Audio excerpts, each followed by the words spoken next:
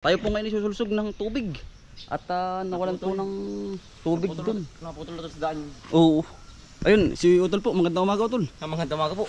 At ako'y ususulsog po ako. Kami magpapala ng dapog doon. Oo. Tumakas sa mga Utol. Oo nga, ako na lang po mga Utol. At sila po may mga gawa din ay. May gawa po tayo ay. Oo. Wala Nawalan pang tubig. Nawalan ano? Hindi sa daan sa may daan ng kabayo yun. Ano kaya?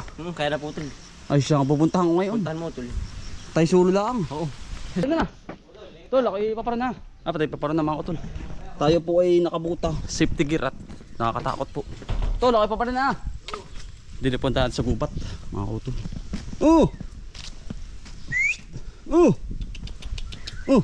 Tanda, tara na. Samahan nyo ako. Tara. At nakakatakot. Nawalan po ng tubig mga Utol ay sabing tatay susulsugin ko muna. At pare-pares mo may gawa ay ako na lang po muna. Ayun na rin po yung tubo. Yung dinipunta natin sa may gubat mga Utol. Pero nakasiptiger tayo. At alam mo mga Utol ay napakadelikado ang ating dadaanan at gubat nga po. Tara po. At ay para na. Nikiraan po. Gawad. Yan. Kasama ho natin ang ating mga dog hunter. Tara, banda. Doon po sa gitna, doon mga Utol yun. Doon po yung pinakang nawawalan lagi ang tubig. Kaya dalian tayong pumunta doon. At sinabihan po tayo ng ating magulang na puntahan po. At medyo ano mga Utol ay nawala bigla. Siguro pinatapakan ng kabayo. Madali naman po yun mga Utol. Saglit lang, doon baybay tabi lang kung naman daan natin, dadaanan. Kaya na, siptiger tayo. At nakakatatamad na. Kaya kasama po natin yung mga aso. Para po ba yung mga ahas ay malibo. Ang daming bayabas mga Utol.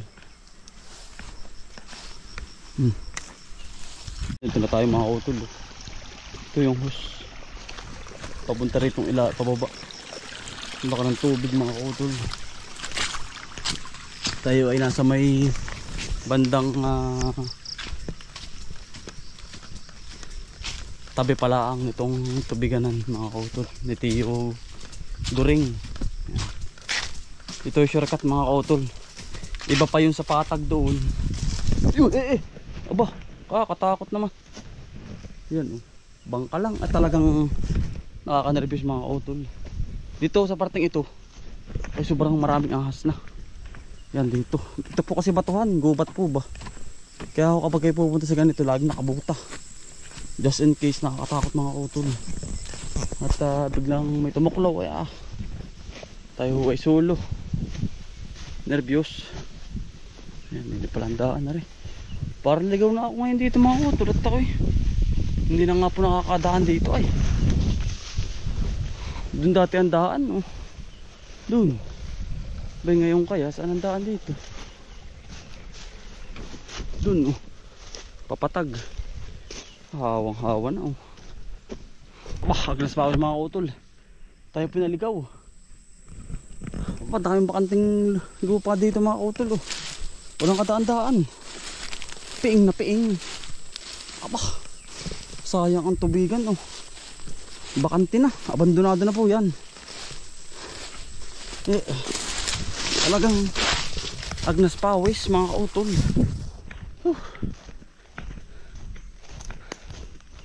Tabi pa lang tayo mga Utol, wala pa sa gitna. Pero malapit-lapit na. Daming kangkong mga Utol.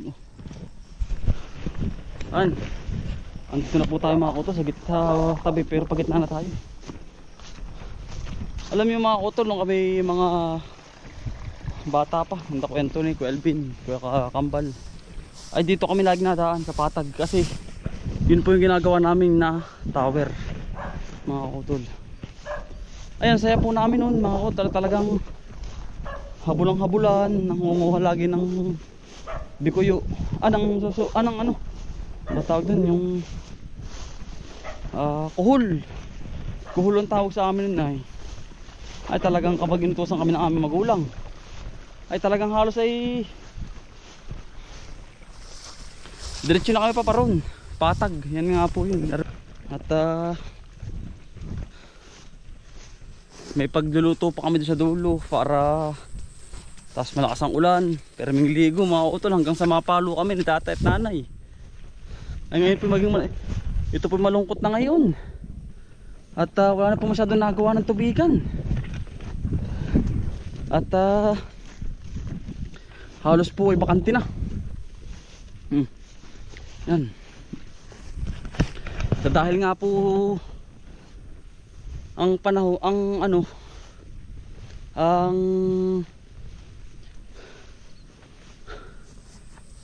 ang tawag din yung upa ay sobrang mahal na mga utol, kaya halos ay wala akong tutubigan na dito sa Patag. Meron din kakaunti kaya mga utol tapinan din na minapusit naman po kayo, siguro may putulaang po. Ito po yung hose mga utol ayan, minapusit naman mga kautol. Ayan po, malakas po ang pressure. Ayan, ayan po napakalakas naman ng pressure po ng tubig. Siguro pa may putol doon mga kautol sa gitna. Sususukin po natin mga kautol sa gitna. Malakas po ay yun. Ano po yung inayos na kambal?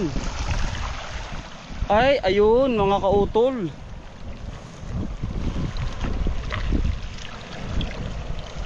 nawal are putol ayan po at malakas po ang pressure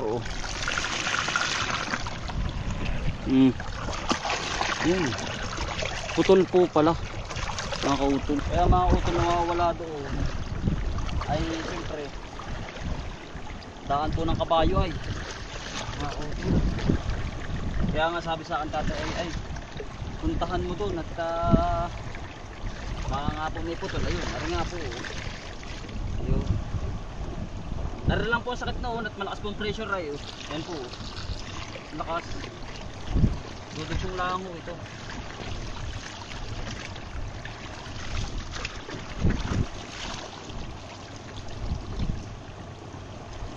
Yan. Anim na naman po kami mga kautol at siyempre kapag po nawala ng tubig at walang gawa sa amin yung isang tao ay nag-diretso na po kami sa ganito.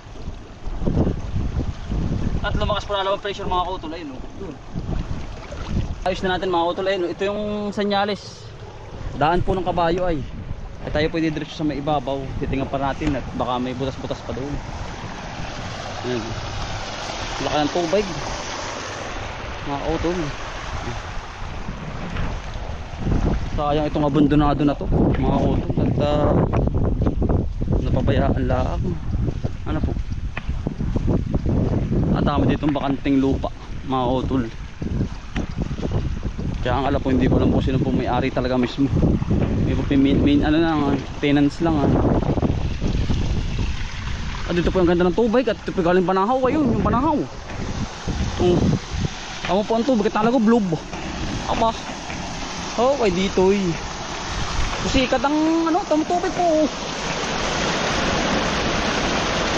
Okay na po mga kautol ayun at lalo pong lumakas mga kautol ang pressure ng tubig din ayan ayan. Ito kailangan mga kautol may butas kahit kaunti kasi ito po ay ang hangin nila makalabas kahit po kaunti lang mga kautol ayan ayan po. Meron na didiretso na po yung mga kautol dun. Tama po mga kautol, kapag hindi mo sugsugin lalong halos walang pupunta sa amin yung tubig. Ito lang po yung amin mga kautol ay isa may dulong-dulong yun.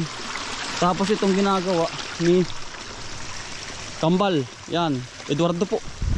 Tapos ito yung Patag, yun po hiwa. Dati nga po ay yan saya. At itong abandonadong ito ay kay Kuya Anthony po ito.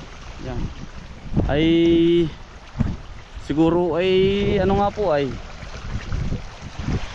yan, dami din pong gastos ay napabayaan. Ganda ng lupa dito nakakatakot lang dito mga kautol kapag yung po bang halos sa ako ng bagyo. Lakas ang hangin, open po ito mga kautol yung ano po dito sa sinusukuan sa aming lugar. Itong kito. Kasi ang laki pong gastos nito eh.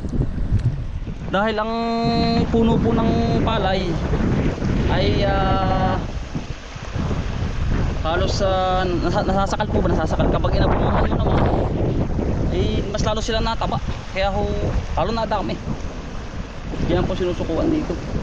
Ay wala po tayong magagawa. Ay spray lang, spray mga auto para mas makatipid po sa gastos. Ayun na po, diskarte lang mga utol at nasusugin natin hanggang ibabaw. Yung hose, doon lang po yun talaga mismo sa pinakang ano ay doon po sa may daan ng kabayo. Doon lagi nasisira kasi natutugtungan po. Hindi na rin po naibalik ng mga dumadaan. Ano po mga utol. Ay ayos na at matutuwa na yung aming magulang mga utol na magkakatulog po uli doon. At may ganun pong labahan mga utol ay ayan. Ayun palang pisang ko nandun, mag-i-spray po. Magandang umaga. Yan po si pinsan no, nag-i-spray. Ayun po kay tatay, pagkala kay tatay pagkalago baka may armoranin doon. Ano? Ha? Alam pong kubra dito mga utol, doble ingat. Yan o, doon po yung kay tatay, yung pinakadulong-dulong yun, nabakante na. Gagawin daw po eh, ewan kung kailan. Talagang hirap din po ng buhay, pamumuhay ngayon na eh. Nice, bisa nag-i-spray po. Kapatid po ni tatay, yung tatay niya. Okay na po yung tubig mga kautol. Mga kautol, iniwan na po si pinsan doon. At tatay nag-abisa, nagpuntahan kami. Na daan nga po ng kabayo na eh. Balin laki ng tubig kay Kutol Kambal. Tepe pa uwi na. At tayo pa magluluto pa ng pananghalian. Ay magkakapatid. Yun lang ang sakit mga kautol noon. Yak. Simulat sa pool mga kautol. Talagang yun lang ang putol. Ako na po yun, makikita natin doon mga kautol. Tepe pa uwi na. At magluluto pa tayong pananghalian. Tol, nandyan ha? Oo tol, putol ay. Putol. Doon sa daan ng kabayo nga. Saan? Oo. Doon nga lagi doon. Siya nga. Dahil mo putol. Ari na tol. Nandiyan na. Matutuwas na natin tatay ano. Ay, kahit ako'y busli. Putol. Putol na putol utol. Tila lang guma lang yun ah. Gumangat na nilihan ko. Nandiyan na pala ulit. Oo. Chalo! Yun! Nag-ano ba kayo? Gawad pala! Gawad! Para nalamogin na! Bah! Walang tubig! Gawad! Magandang umaga! Yun o! Chalo! Woo! Ay! Walang hito! Kaya chalo! Malaki nga! Yan o biro! Ano? Marami doon. Labasan na isda niyan. Ganda pa kasi Doon. Ay, ayan din yan oh. pinatay natin na. Oh, dami isda nga niyan.